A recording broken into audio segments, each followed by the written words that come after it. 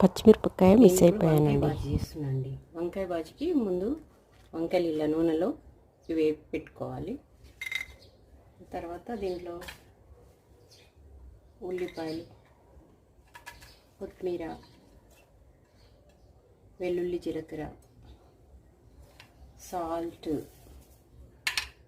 Sugar, పచ్చి నూనె పోయాలండి. ఇందులో పచ్చి నూనె పోసేసి బాగా ఇలా పిసుకాలి.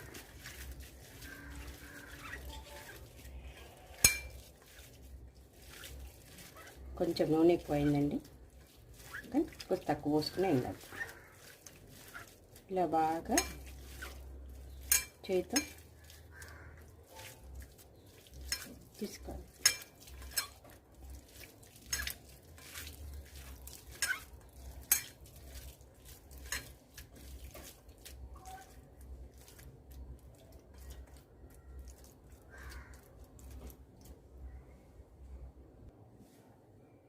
రెండు నిమిషాల్లో అయిపోయి వంకాయ బాజీ.